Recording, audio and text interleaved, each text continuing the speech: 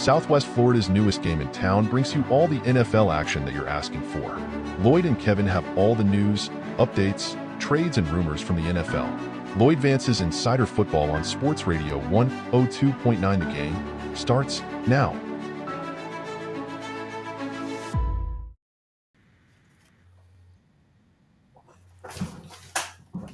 Lloyd Vance's Insider Football is back for another week on 102.9 The Game, the Broad Street South Network.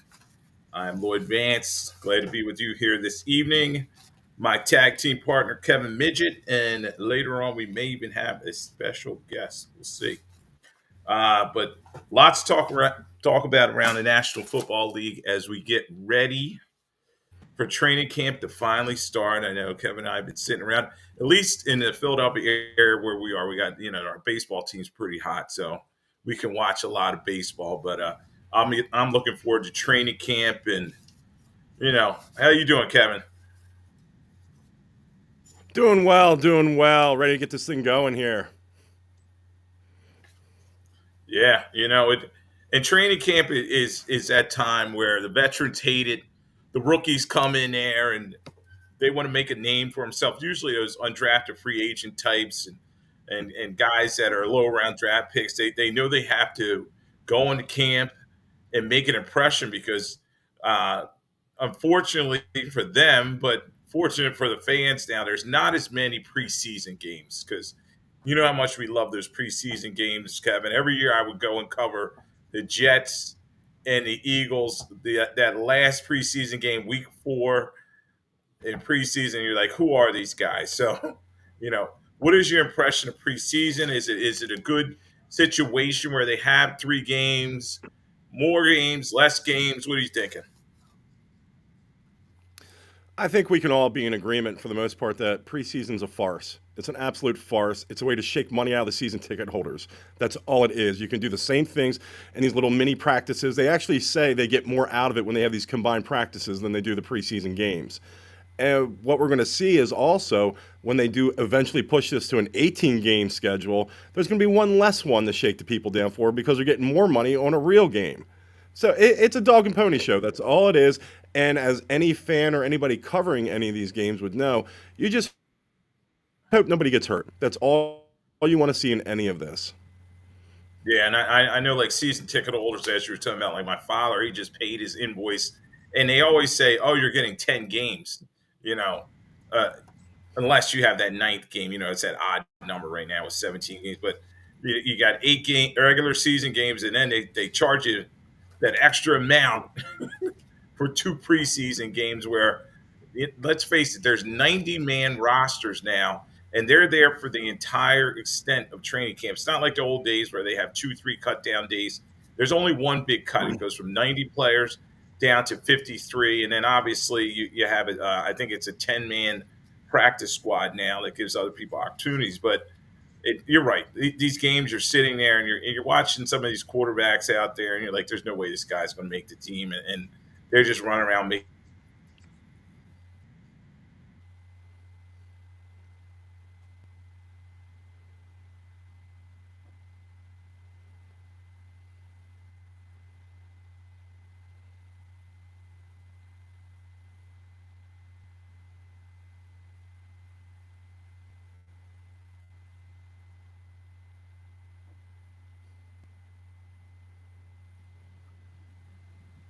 Well, there we go.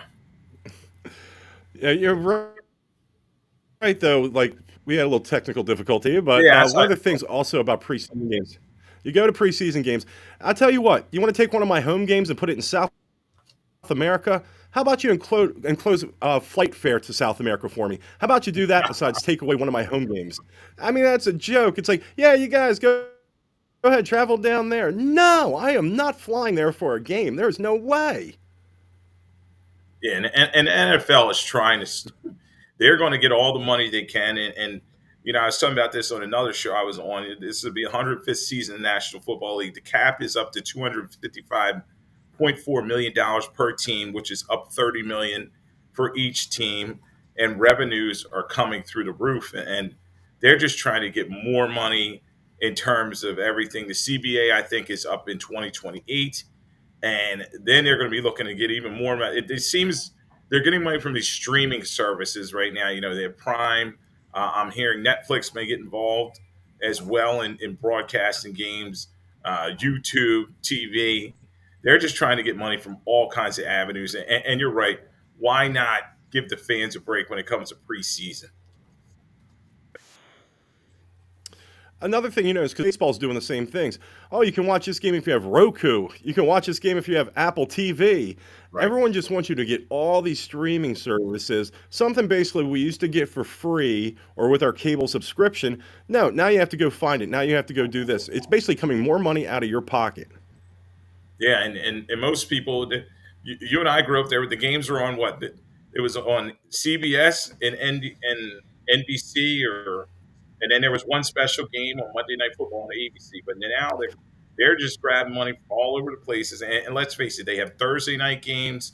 I think there's gonna be some Friday night games this season, Saturdays at the end of the season, and then Sunday, Monday. So they're covering all their bases. They know it's America's addiction is the National Football League.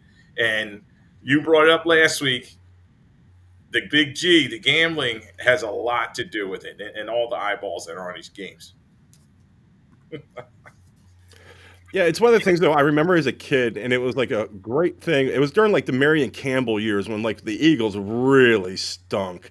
They were so bad, nobody was going to the games, and the news station would buy up the tickets so the game wouldn't be blacked out. And you're Yeah, excited because it's like, all right. Then there were certain weeks the games were blacked out, and Big Al Meltzer would have to tell you what happened. yeah, it's crazy. Or you'd listen on radio, to Merle Reese. You listen to the game there, Rat, because it wasn't on national TV. I think there's one or two teams now, particularly I think it may be the Jacksonville Jaguars, who is having difficulty selling out on the regular season games. But you're right. Usually the stadiums, well, they say full, but all the tickets are sold, and these games are on TV all over the place, and they're just trying to get revenue streams. So, it. Uh, Somebody was talking to me about this today. The NFL is an owner's league. You know what I mean? Those guys, it's all built for them to keep stuff in their pockets, whereas other sports, it seems like the players have a little bit more control. It's definitely what it is, and that's why it's hard for somebody who wants to buy a team. It's like you have to actually pass that little secret handshake line before you can even write a check. And if they don't sign off on you, you're not getting that team because they got another guy with a big wallet that they like that can buy it. Yeah, and they say that that's the American version of being knighted over in England. When you are that at that level where you can buy an NFL team and be part of their little club, that just shows you've made it. Because you're right, it's there's only 32 owners, and most of them are billionaires. I know a lot of the teams are owned by families, or it was handed down from generation to generation. But some of these guys just have ridiculous amounts of money. You look at like David Tepper. He's a former hedge fund guy with the Carolina Panthers. He's just got money to burn. Obviously, he must because he's paying Matt Rule, he's paying Frank Reich, and now they have a new coach already for this season. So, these owners and the money, it's crazy. Speaking of TV programming Yeah, if and you uh, yeah, go ahead. I was just even going to say, even with Harris in Washington, not only does he own a football team, but then you go, I'm going to buy a hockey team. I'm going to buy that in New Jersey. Oh, I want a basketball team. I'm going to do that in Philadelphia. It's like you are spread way too thin in this little microcosm of the mid-Atlantic, the northern area. But if you had that kind of money, would you do it? I know I would. I play fantasy sports, so I'm going to buy my own team. Yeah, I probably would only own one franchise, but a guy like Joshua Harris, he can do that where he can own multiple teams. You have Stan Kroenke who owns the LA Rams, and he also owns the Avalanche, and I think a couple other teams. It's just crazy money that these guys are getting. And then when you talk about the state, one of the things that came down this week in terms of I want to get your um, take on, in terms of money is in Missouri, they're fighting now to raise funds to keep the Chiefs and the Royals in Missouri because Kansas has come over with this great proposal to build them a brand new complex with two stadiums there, and it's almost held hostage. Do you think that these billionaire owners should have to pony up for their own stadium? I know here in Philadelphia when they closed the vet and they opened the link, there were seat licenses, and they got money from that. And they were saying, oh, it's a lifetime investment, but they got money from that. They got money from the city for the stadium, et cetera. So Lori did not have to write the whole check. What do you think in terms of these owners? I think they should have to write the whole check. They're making enough money, as we were talking about. They should be able to pony up without holding a city hostage. We're also seeing a situation at Charlotte where they're renovating the Panther Stadium. I think it's an absolute joke that any fan base should ever have to pay 1 cent for a billionaire's football team or any other sports team. The one thing I'll give the Chargers fans credit for, they put the tax hike, then they said, you can leave. We're good. It's an absolute joke. It's like, I'm going to build this huge stadium. I'm going to do this. I'm going to do that. Can you give me $5?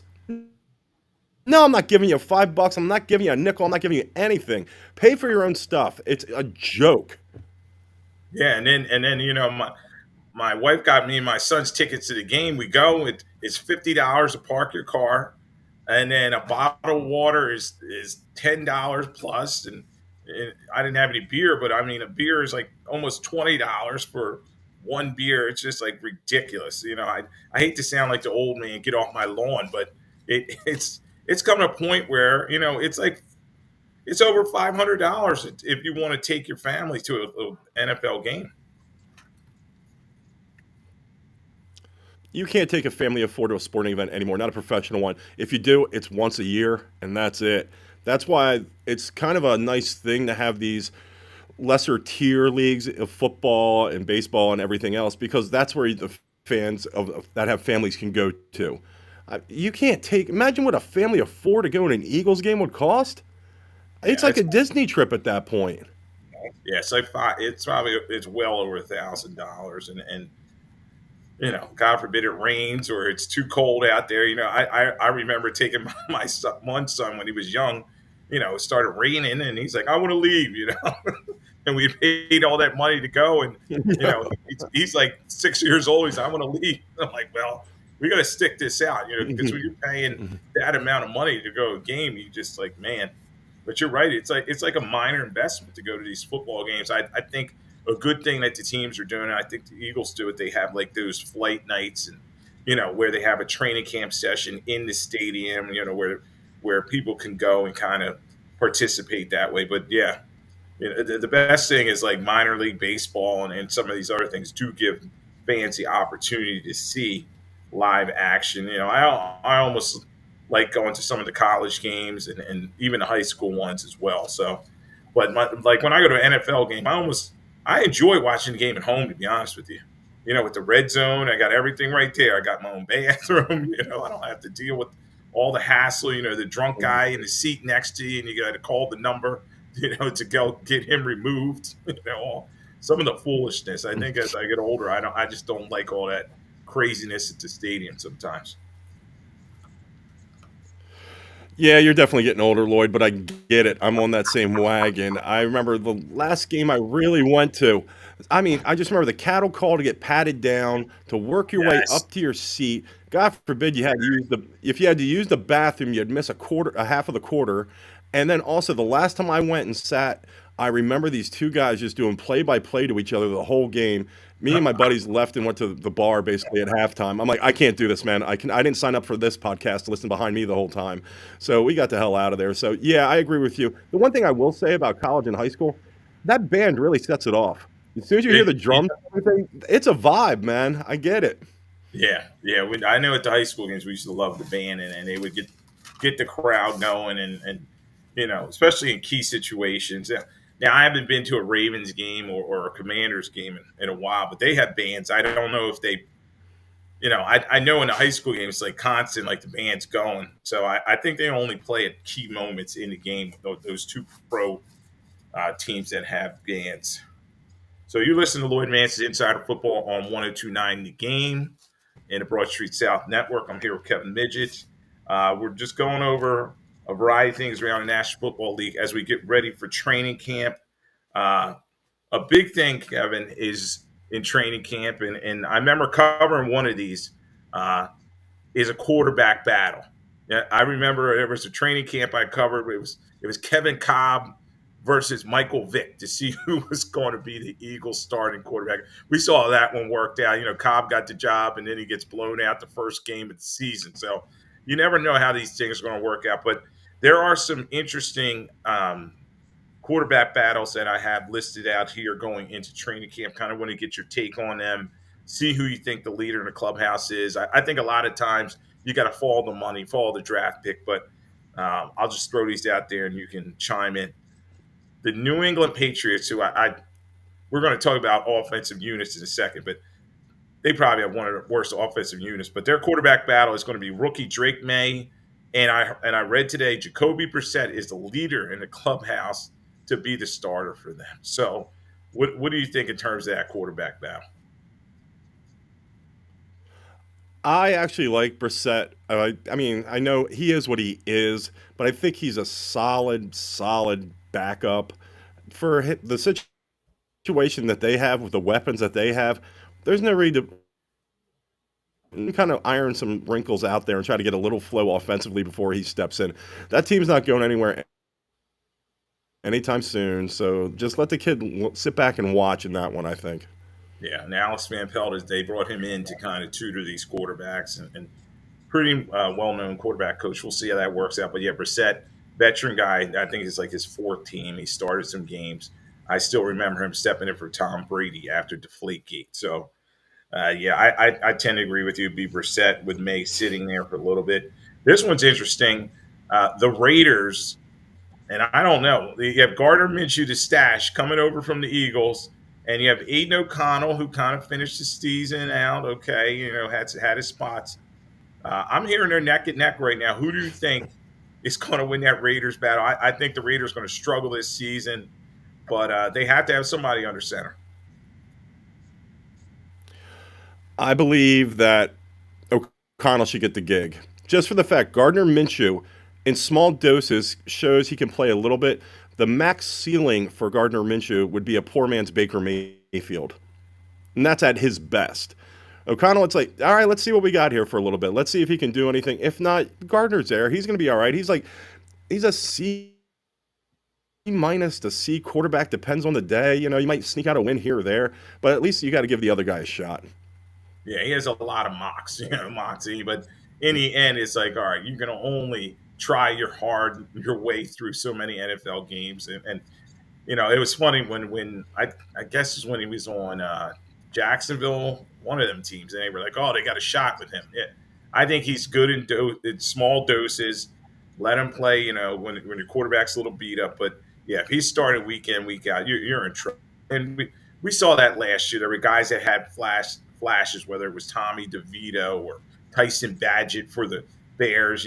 They had flashes, but after a while, you're like, the league's going to figure them out, and they're not going to do much. So, yeah, I tend to think, why not go with O'Connell? We've seen Minshew start these games. We know what he can bring to the table and go from there. And this is another team. The Raiders really aren't going anywhere this season. I know Antonio Pierce came in there, got the job as the interim head coach, but I think this team's going to struggle.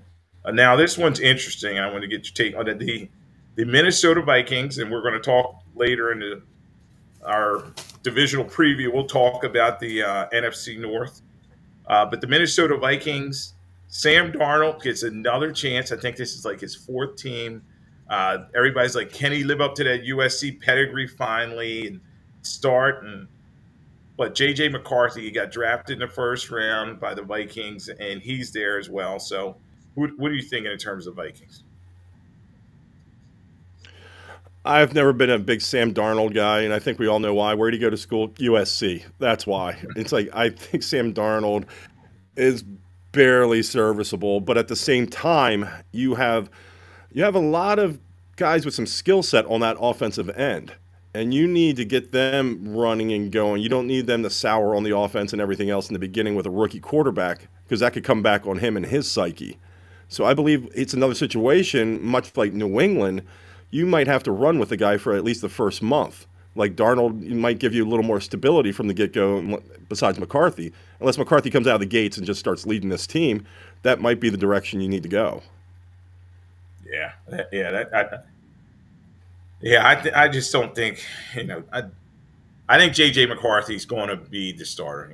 Like I said, for all the money, the high draft pick, they're going to want the kid out there and give him his opportunity. And at least they have Justin Jefferson to throw to, T.J. Hawkinson. They have some weapons there. Aaron Jones comes over for the Packers, so I think that'll help him out. But yeah, I tend to think Darnold is who we thought he was. The same guy who was to the Jets and stunk the joint up. So yeah, I agree with you there. This is another team I think is going to struggle, no matter who the quarterback. The Denver Broncos, and there's three horses in this race. You got Bo Nix, a high draft pick, who both of us were like overdraft, and then you have Jarrett Stidham, who's bounced around, and then Zach Wilson trying to pick it up in the Rockies after such a terrible start to his career with the Jets. So, out of those three horses, who do you think? I think Peyton's starting to get a little desperation right now where he's got to figure out his quarterback, so Nix might get the jump from the get go. But I was arguing about this, not arguing, but I was talking about it with a few friends of mine, and then I realized, I'm like, am I some kind of closet Zach Wilson fan? Because I was defending him a lot, and I don't know how the hell I got there, but I'm like, am I rooting for Zach Wilson in this scenario? But I think Nix is going to get the start right out of the gate. Zach Wilson, though, I think he'll play at some point, and Stidham, I've never been a big fan of Stidham, to be honest. So I don't really think he brings anything to the table, I should say. Yeah, and Zach Wilson's that guy. You see him throwing practice, the ball explodes out of his hand. You're like, God, if he just got it together, he has the tools. You know what I mean? A lot of times it may be his head, like with the way he's reading coverage or not reading it, and he just has all the ability. So maybe Sean Payton, Payton, they paid him all that money to be the guru and come there, and maybe he can help fix him. But I tend to think I'll go with Bo Nix, and they drafted him high for a reason. They're going to give him his chance, and much like some of these former bonus baby quarterbacks, they always give the opportunity to these guys over and over again, especially when they put that high draft price tag on them. So yeah. Another one, Kirk Cousins and Michael Penix Jr. Now, this is crazy because I said for all the money. They gave Kirk Cousins all that money, and then they turn around and draft Michael Penix Jr. in the first round. And don't forget, Cousins is coming off a bad Achilles injury. He's 35 years old. It's going to be interesting. I'm not going to say Penix starts right away, but I think by the end of the season, you're going to see him out there. I think it's another situation where Atlanta has some offensive weapons. They have guys they can utilize there. Kirk Cousins definitely gets to start out of the gate. There's no way Penix Jr. takes that gig from the start out the season. But I agree. I think he plays this year, whether it be due to injury or just in general, a little struggle some way halfway through the season. I think he's going to get a look. There's no doubt, especially if Atlanta fades early, which they shouldn't do. But if they did do that in that scenario, Kirk might have a sudden little injury where he has to sit for a week or two. Yeah, and it's going to be Raheem Morris coming in there, and he's trying to turn around the culture of his team. We know obviously Arthur Smith, he did kind of a crappy job there. He kind of held back their offensive weapons. I thought they should have been a lot better than they were there in Atlanta, and it's going to be interesting how Kirk Cousins, a guy who he's the Rodney Dangerfield of the NFL. He doesn't get a lot of respect, but he's made a lot of money. But when you look at his numbers, he's put up some serious numbers. With last year, obviously hurt with the Vikings, but the previous year, he was one of the top-rated quarterbacks. Now, in a primetime game or the playoffs, I don't want him, but in terms of stats, he's going to put up some stats. So, yeah, that's going to be interesting to see how long he holds it. One more I'll throw at you. And this is almost like, all right, who's going to win this? Who cares? Pittsburgh Steelers. You have Russell Wilson and you have Justin Fields. You have the veteran there. Russell Wilson still being paid by the Broncos, basically $39 million to go away. He signed with the Steelers for like $1 million. And then you have Fields, who got traded for, a sixth-round pick, who's sitting there. So what are you thinking? Mm-hmm. I think Russell gets it from the get-go on that one. But I will say one thing: if they start out maybe 1-3, 2-4, something like that, I think it's going to be a quick hook on Russell Wilson, and I think that's when you're going to see Justin Fields. Yeah, and there's going to be that pressure on. And the thing is, like I was saying, in terms of the money, Tomlin and them don't owe Russell Wilson anything. So it's going to be interesting if he doesn't play well out of the gate, as you said. They could pull the plug. So the Steelers are at Atlanta, at Denver, the Chargers, at the Colts, then they have Dallas, at the Raiders, the Jets, the Giants on Monday night. Then they have their bye. So their schedule is favorable. You know what I mean? I'm looking at the Steelers' schedule, and then they're going to have their opportunities. And now they do play later on. They play Baltimore in Week 11, which could be a tough game for them. They're at the Eagles Week 15, and they're back at Baltimore in Week 16, Kansas City, Cincinnati to end their season. So, yeah. So we're going to find out. I almost like the Steelers may have a big lead, in terms of standings. But those last couple weeks, man, may be tough on this team, and we're going to see if they're going to stick on them. But if Russ is turning the football over like he did at the end of his Seattle career and like he did Denver for not really last year, but the first year, Tomlin's not going to stick with them. They want a guy who's going to protect the football, hand the ball off to Najee Harris, and then makes a big plays to Pickens here and there down the field. So it's going to be interesting to see how that goes.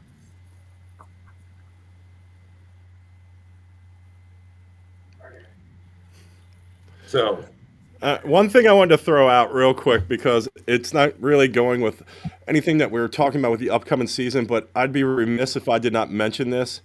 Jamarcus Russell this past week. Did you catch any of that, Lloyd? Yeah. You see that? Russell. Talking about bonus baby quarterbacks. Oh, God. A guy that made all that money, and what is he doing? You know what I mean? He's stealing. That's what he's doing. He signed that huge contract. It's just incredible, Kevin. He signs a huge contract after holding out into the season, gets fat, never lives up to that billing. They paid him. That was during the days of the guaranteed first pick money. So he got, I don't know what he got, like $40 million.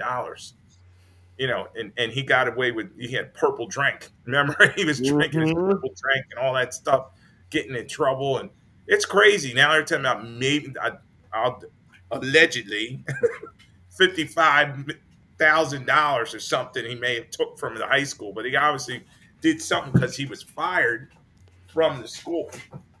My favorite thing about Jamarcus Russell's story was they were testing him with the Raiders to see if he was doing any homework or studying. And I believe they gave him a DVD to go home and look over and everything with a case.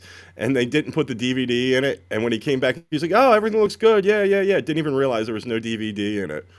Yeah, unfortunately, another young quarterback where they caught him in that. I heard something similar to Michael Vick where they, where they stopped the tape at a certain spot just to see, maybe. And they asked him, he said, "Oh, yeah, definitely. I saw that coverage." And they were like, he never even looked at this, But that's the thing about some of these young quarterbacks. They have to learn or they're going to be out of the league. That's what happens. You'll be I've been watching a lot. Johnny Zell has been on a lot of stuff. He's been doing a lot of podcasts and the talk show circuit. And he was talking about, I wouldn't change a thing, but I probably would have not acted the way I did. Yeah, come on, Johnny. You fund your way out of the league. Yeah. All right, we're here on the Lloyd Vance Insider Football on 102.9 The Game, the Broad Street South Network. I'm going to bring in. There he is. How you doing, Kevin? I'm bringing Nate. How's it going, Vance. buddy? Good, man. How you doing? He's a mass communications major at Midgette University. He wants to start talking about sports. I'm bringing him in.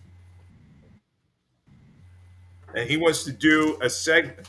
We're going to do a segment on, he says he knows more than I do about fantasy football because he's beaten me been whipping up on the old man for years. Yeah, so he says he knows more than me about fantasy football. It's his opportunity to show everybody in the world that he knows Well, more. And facts I are let facts. If he beat you, Lloyd, you got to stand by the L. I know. Well, he said, look, he asked me the one other day, Kevin. He was like, "How long you been playing fantasy football?" I was like, "Well, probably since about 1994." He goes, "Well, you played about 30 years and you won 3 times." So I was like, "Well, if you want to look at that way, I got a lot of second place. You know what I mean? Yeah, maybe silver medal runner-ups and stuff, but."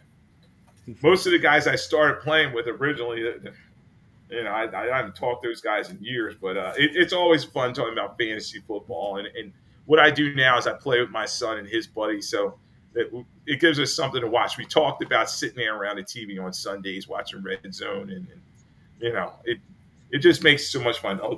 Along with the gambling, of course, it's legalized gambling. Oh, yeah. That's what it does.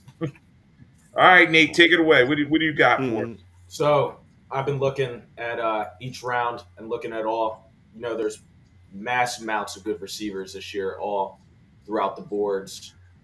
And I was looking at 10 guys to draft by each round, and just basically ranking them, looking at who has the highest upside in each round.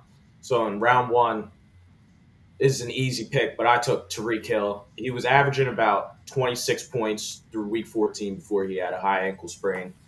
Was on pace for about 119 for 2,000 yards. He had 119 receptions, which was a career high for him. 1,800 yards and 13 touchdowns. He's the focal point of the Miami Dolphins offense, and he's Tua's safety blanket. Every single time Tua needs something, he's always going to Tyreek Hill. Mike McDaniel, he runs the highest pre-snap motion in the league to get him great looks.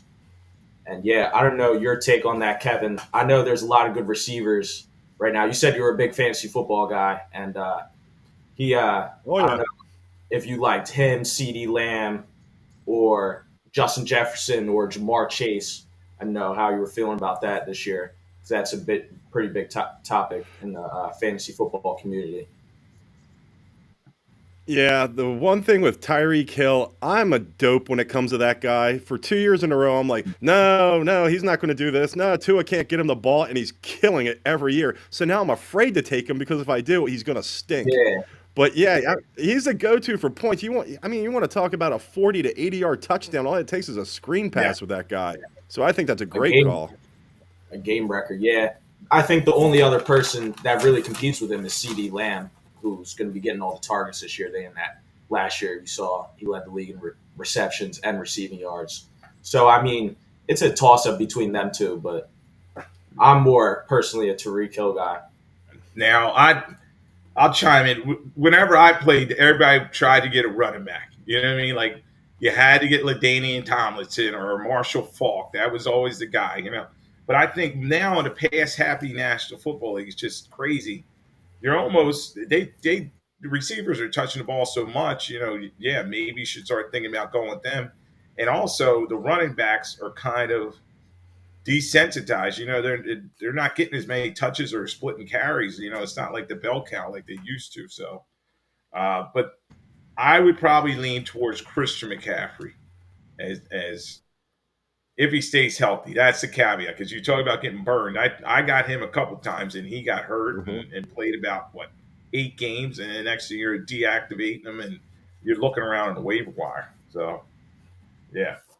All right, who you got? Yeah, my next guy that I'm looking at here in the second round for great value. It's going around the 15th pick right now in ESPN fantasy leagues. It's Garrett Wilson. So over the past 2 years, he's had the most targets in the NFL with 315 targets over the past 2 years.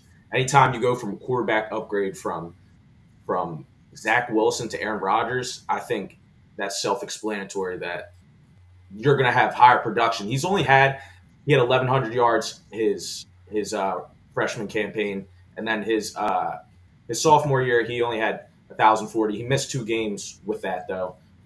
Looking at him, I'm a Bills fan, so I could see him play twice a year. Every single time I watch him play, he's open. He's really the vocal point of the offense.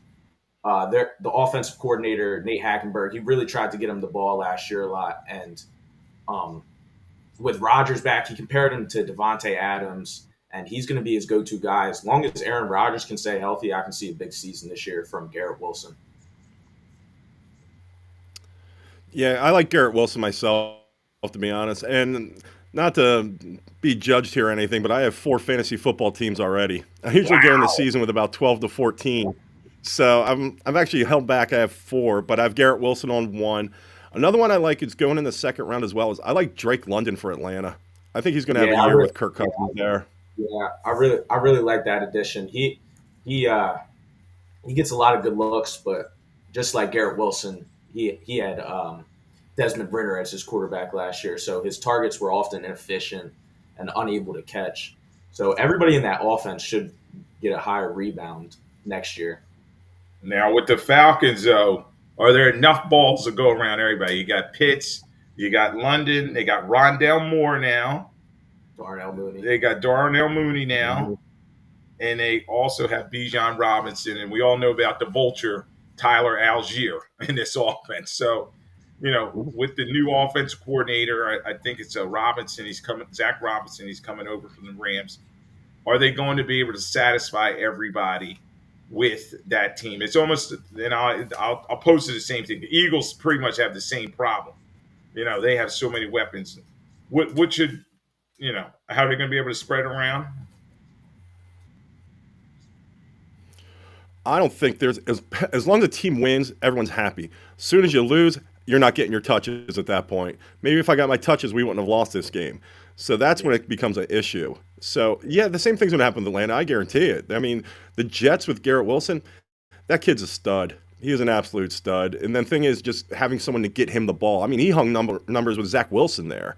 So I mean, the fact if you get Aaron Rodgers 75 to 80% of what he used to be, I mean, he's going to have a huge year.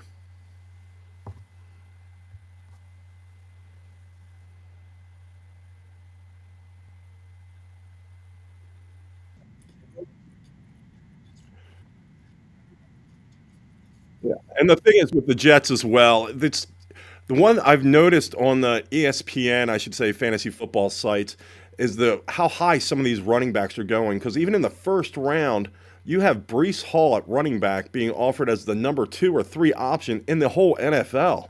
And I liked Brees Hall what he did last year, but are you using your second or third pick in your fantasy draft to take Brees Hall? Did I do it once already? Sure. Why not? He could have a huge year. Of course, I'm going to sit there and pick up Brees Hall, because I don't want to be that guy who didn't pick him up. Lloyd mentioned earlier Christian McCaffrey. I pass on him all the time. Did I take him on one team this year already? Sure, I did, because he might have that huge year, and I don't want to be the guy who passed on Christian McCaffrey. That's the beauty about fantasy football. You get to a point where you don't trust these guys, but then you start having this devil angel on your own shoulder to see whether or not you should pick them or not. So that's the There we go. beauty of fantasy football. It's like you're against yourself sometimes in these situations. So you play against yourself. It's like, no, I'm overthinking this, so I'll sit there and take somebody like a Brees Hall or Christian McCaffrey. Yeah. We're just Now, wrapping up, guys, on you're the ups and downs of fantasy. sure. And now you have 4 leagues. Did you win any last year? 4 leagues? Oh, yeah.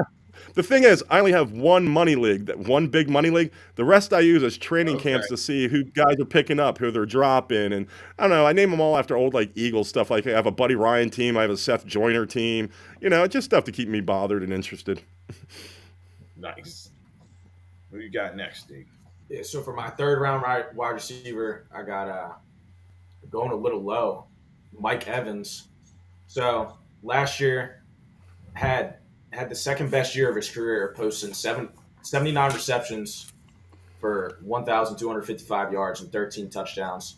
They didn't bring anybody notably in to compete with his targets. He's going to have Chris Godwin, obviously.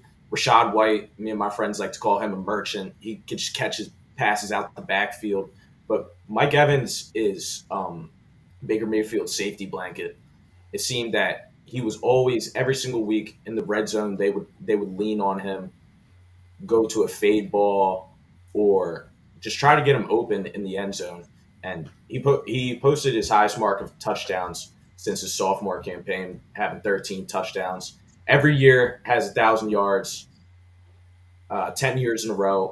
Only person behind Jerry Rice. So it seems like you know what you're going to be getting from Mike Evans. It seems more as though as a safety pick with higher upside. Yeah, Mike Evans is usually one of those guys you can just write him in. He's going to have his numbers and everything else. I got stuck somewhere in the third round with guys like, was it Devontae Smith, T. Higgins is around that area right there. It's guys like Yep, a lot of wide receiver. And then if you're playing a league too, you'll see somebody start to grab a quarterback there. Don't grab a quarterback there. All these guys are for the most part the same. Not this year. There's a lot of quarterbacks with value, like Kyler Murray, Brock Purdy, Jordan Love. A lot of guys that could be top 5 guys that are going super late in rounds. I agree entirely. I like Jordan Love. I think Jordan Love's a value pick down the road. Yeah. CJ Stroud's the one I'm seeing people starting to rush and start to get early now. I like CJ Stroud as a quarterback, and with the addition of Stephon Diggs, I mean, their offense should be near the top of the league. But he didn't throw for a lot of touchdowns last year. He only threw for 23, even though he had a great season, rookie campaign. Should go up, but I don't abide by drafting a quarterback that early when you can get value. Like I said, in the later rounds. Another guy to keep an eye on is Trevor Lawrence. I think they just paid him. I think he's gonna have a big year this year. Yeah, Trevor Lawrence. I could see him having a bounce back. You know, the end of it didn't end well for him, the end of last season, but I think a lot of it had to do with Christian Kirk getting hurt. That was a big blow to that team. Getting back to the Texans, another team. They got a lot of firepower. You know, they got Joe Mixon now coming over. They got Dalton Schultz, a really good pass catching tight end. Diggs, who Nate talked about, Dell, and Nico Collins. So a lot of mouths to feed there. They are the prohibitive favorite now, though, in AFC South, I'd have to say. And it's going to be interesting to see if they step up. Before I let Nico, I want to throw one at it. What do you think about the Lions? The Lions, you know, they have some good skill players. I was listing them all out. And where would you take Amon-Ra St. Brown? Yeah, well, he's going in like the first round right now, around like pick 8, pick 7. He's a guy out of the top 5 wide receivers. I feel like Mike Evans, you know what you're going to get from him. He gets a lot of targets. He's Jared Goff's favorite target. He's more of a possession catch kind of receiver. He's going to get his 10, 12 catches a game, get his 15 targets a game. So I like him as a receiver. He doesn't have the upside of some of the other guys like Tariq and Justin Jefferson, Jamar Chase, and CeeDee Lamb, but I would definitely take him towards the back half of the first round. Yeah, I actually had St. Brown on my money league team the last 2 years, and I was getting great value for him. Though I was getting like in the 4th round and 5th round, and now it's like he's in the first round. It's like, yeah, I'm out on this point. And same another one to watch out for with Detroit as well. Sam Laporta I had last year. Laporta's a beast, but he's going somewhere in the 2nd and 3rd round right now too. He's being drafted right around where Kelsey is. Them two are the top 2 tight ends right now. Yep. And there's so many good tight ends. So you can almost wait on a tight end now. One other one I would Marvin Harrison Jr. Where should he go? I think he's going to have a monster season.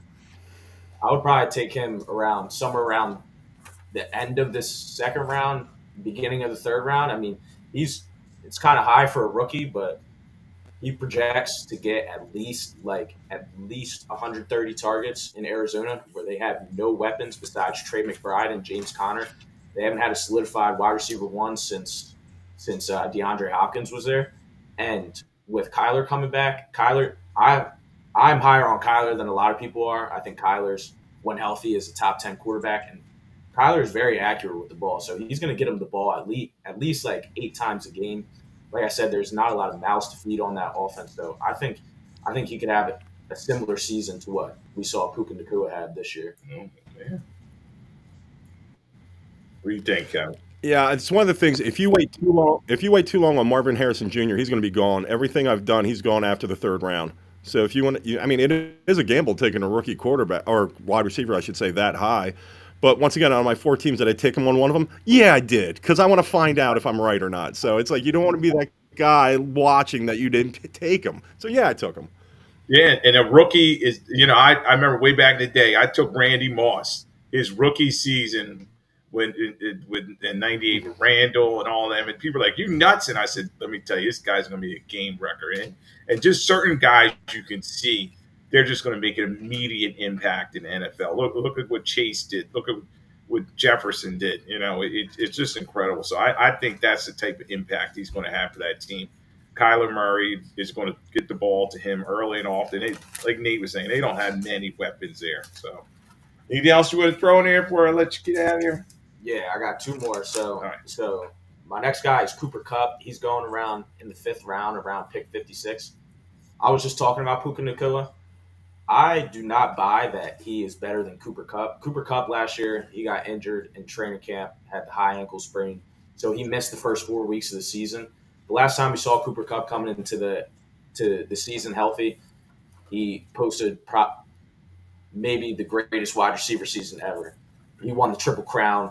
I still believe that's Matthew Stafford's go-to guy. Sean McVay, it seemed that he was trying to get him back into rhythm last year and throughout the season, and it showed in his numbers. But this year, when coming back healthy, I think that he's going to be a steal in drafts because he has the potential to be a wide receiver 1 on the season.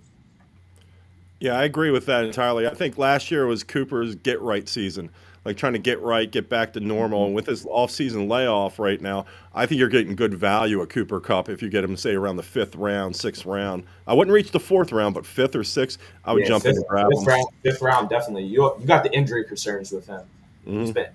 He's not really much of a durable guy, but when he does stay healthy, it seems as though he's always open. And the Rams are a team. They're sneaky good. I think they're going to close the gap a little bit with the Niners this year. And when you look at the Rams, Stafford, he's getting up there in age, but I think he may still have 1 good year left to him. And you got to look at Kyren Williams, their running back. It all starts with him. He's a dynamo. They found him from Notre Dame, and I think he's a big time player. I like Kupp, Nacua, obviously, and then you have Higbee in the tight end position. So. And they also added Blake Corum, which could be he could feed into. I think he's a really good running back from Michigan, very underrated. Yep. Mm-hmm. And I got one more. Malik Neighbors, the rookie first rounder for the Giants. It's going about the end of the 5th round, 6th round. I really like we were saying about Marvin Harrison. I think he could have a better season. I personally think he's a little bit better than Marvin Harrison. In college, he had 89 receptions for 1,569 yards and 14 touchdowns. I mean, he was the best receiver since Jamar Chase. And you saw the last 2 LSU receivers that got taken in the 1st round, Jamar Chase and Justin Jefferson. They had outstanding rookie seasons. Both had over 1,300 yards. He's going to the Giants where there's going to be no target shares there. He's going to get literally all the targets. Their offense is miserable. It's really going to depend on if I know Daniel Jones is not a very good quarterback, but if Daniel Jones is able to get him the ball consistently, he will probably end up being a top 10 receiver by the end of the year. I'll let you chime in on this. I think that's good. Go ahead. Yeah, Daniel Jones, Drew Lock, they scare me. I mean, I was looking at their offensive unit. It's like, wow, Devin Singletary. They got Robinson. They got Slayton, Hyatt, Bellinger's their tight end. So there's not much else there. So maybe Neighbors will get his targets. But Daniel Jones, I almost think he's that guy that got that contract, and he's never going to be the same again. What do you think about that? I mean, to be honest, it was like a lightning in a bottle kind of run that he put together to get that contract. And I still remember him trying to run to the end zone against the Eagles and just falling down in the middle of nowhere and nobody around him. He's that guy. He's still that guy. But I do think Neighbors, he's got some game that he can play. They just need to find somebody to be able to get him the ball. That's all. Yeah. You hope he's not a wasted talent going there because sometimes you see that where a guy just goes in a bad situation. So Well, we appreciate Nate coming in, and Thanks, Kevin. Oh, good job, Nate, buddy.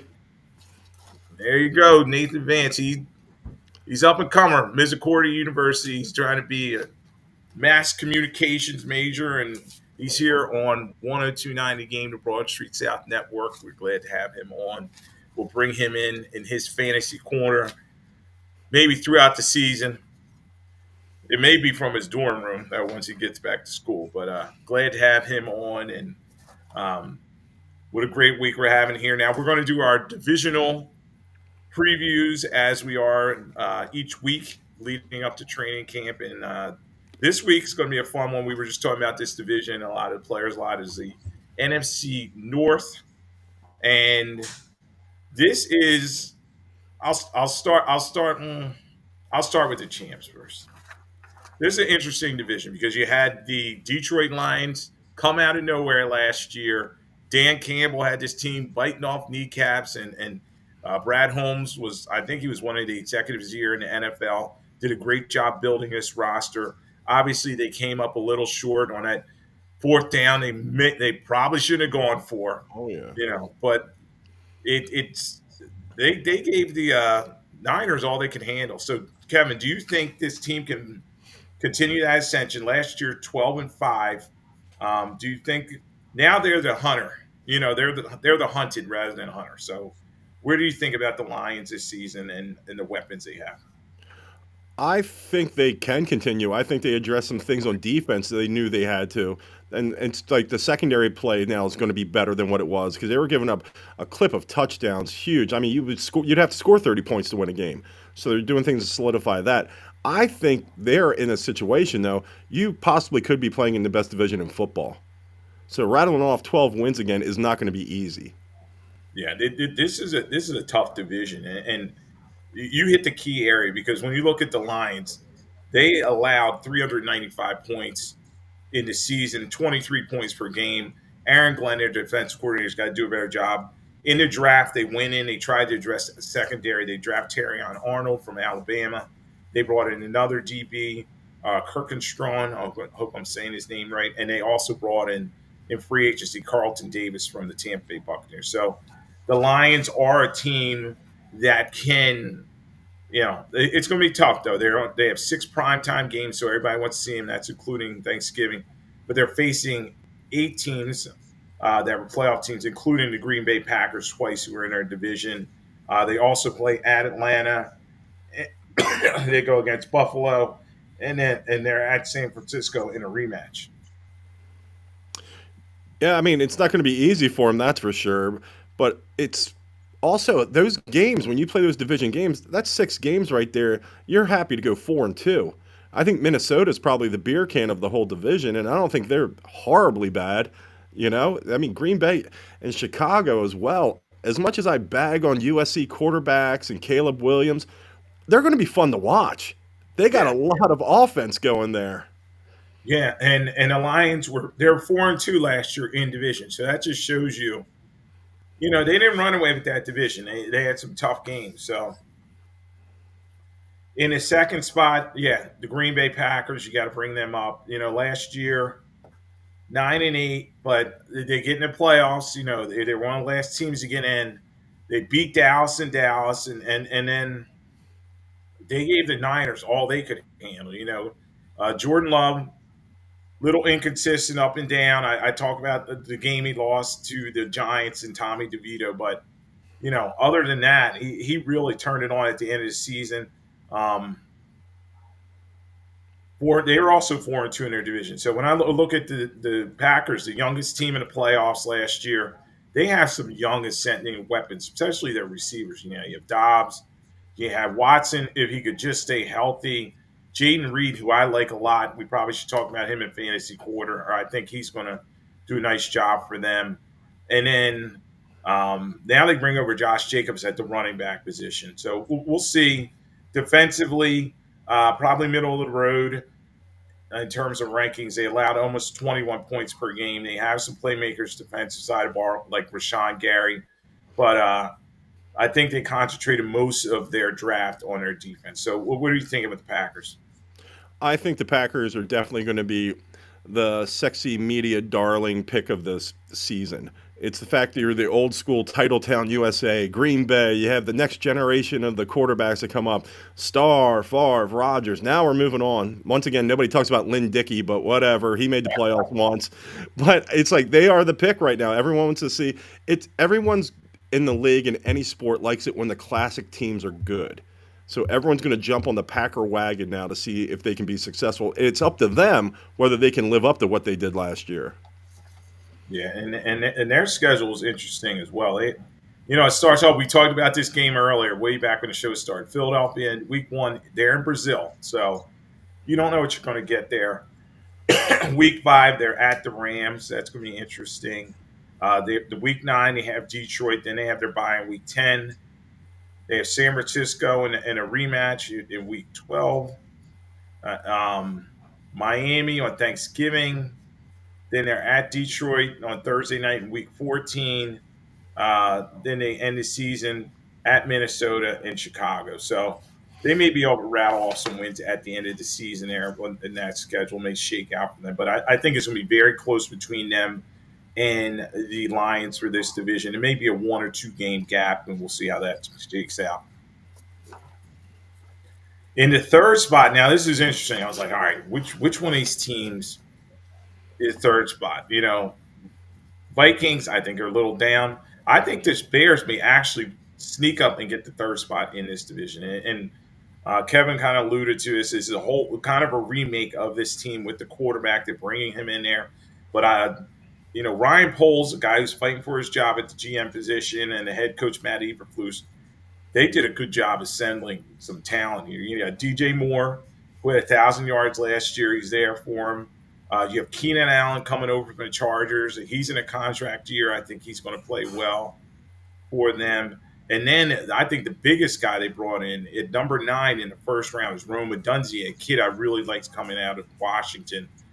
He has big play potential. And if they can get their offensive line together, because that's always been an issue with the Bears, because last year their quarterback was sacked 44 times, Justin Fields. I think maybe if they give the kid time, we'll see what Williams can do. I know he's going to have some growing pains. And they also brought up DeAndre Swift from the Philadelphia Eagles. So I thought he was underutilized for the Eagles last season at the running back position. Defensively, that's Eberflus's calling card. They were kind of middle of the road. They allowed 22 points per game. But I think a lot of those close games that the Bears lost in the past, they may have a chance to win this year. Like I was saying earlier, it's like they're going to be a fun team to watch. And what's it? They still have Cole Kmet at tight end. The running back situation, the thing is, when you think of the Bears, you always think about running the football. This is going to be a pass-friendly Bears team and that we're not used to seeing. And I still like Khalil Herbert there if he can stay healthy at running back, but he's had problems doing that. I think the Bears are going to be a fun team to watch. I think if Caleb Williams plays well, I mean, they could rattle off 8-9 wins right there. You could be a fringe playoff team with the Chicago Bears.